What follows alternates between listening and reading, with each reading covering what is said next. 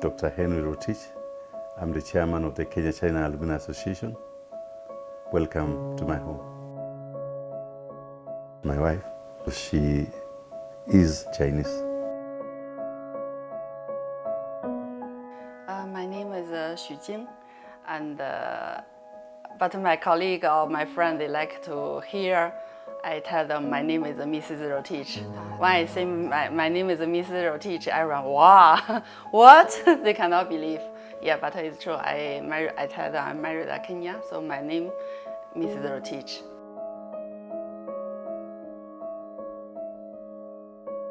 I got a government scholarship in 1998 to go and study in China.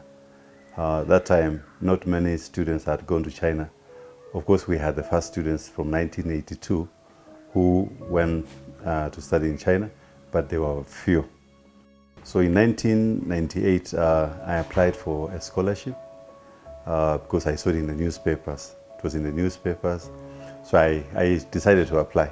So when I was traveling, we were other students who were going to other destinations. Some were going to US, some were going to Europe, some were going to other countries, but not China. So they asked me, what are you going to do in China? And I told them, well, I got a scholarship and I'm going to study in China. They were really surprised to an extent that when we were alighting in France, because I was flying through France, they actually asked for my, my contacts and they gave me their emails. By then the emails were not common, but they had an email because they were going to US. They told me, go and write to us what is in China. When I arrived there, of course, the first thing was the weather looked quite different.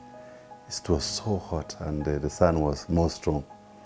And the other thing, after we were picked by the embassy, they took us to a bus, which took us to the Beijing Language University. Learning the language was very difficult.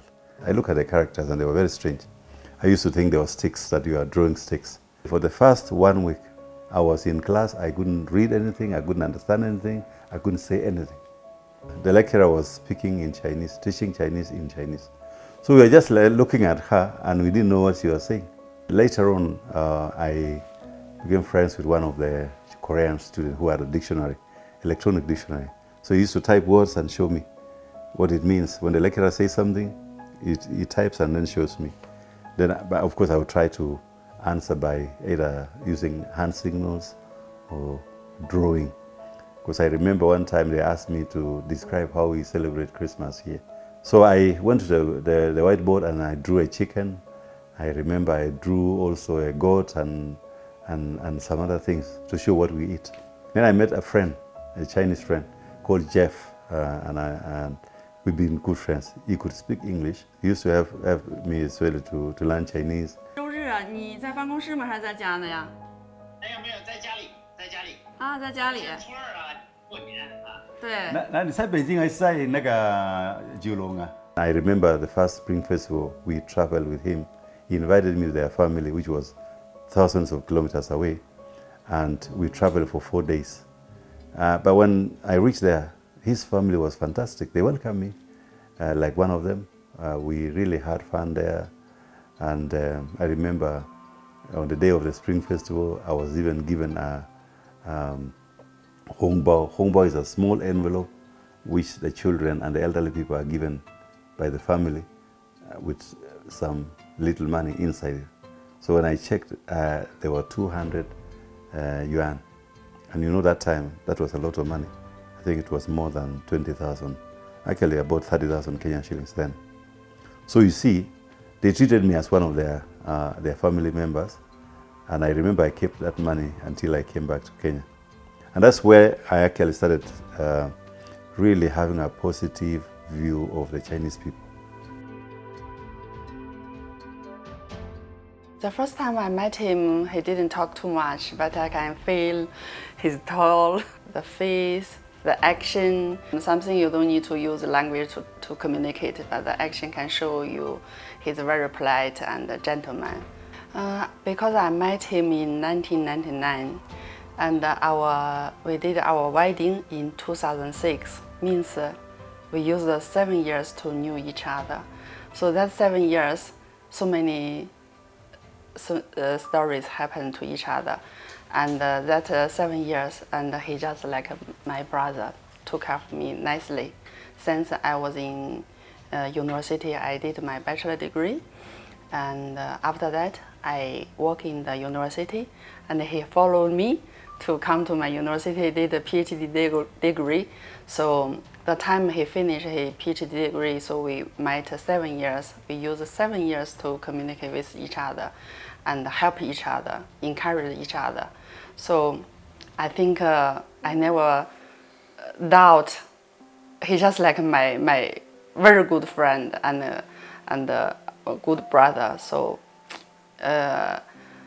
I think that feeling is cannot use language to describe, because 7 years is not short time. He worked hard, and all the colleagues, friends like him. Yeah, so I didn't hesitate to marry him. And we did it here in Nairobi. I'm a teacher. I teach so many Kenyan students to learn this Chinese language. Of course, my children cannot be behind. So since they were born, I just give them Chinese language as a mother tongue. So we speak Chinese language the whole day in my house. Even my husband can speak. Yeah. So I think we use the time to give them this language and culture, because most of people think this language a bit harder than English and Kiswahili. So we give them this background a bit earlier.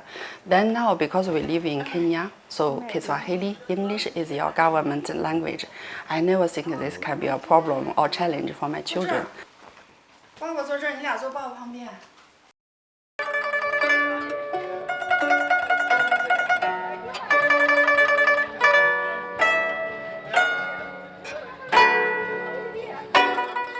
It really makes me feel very good and very proud as a parent. My daughter performs a Chinese instrument, guzheng. She has really practiced. She practices every day. Every day before she sleeps, she has to practice from Monday to Sunday.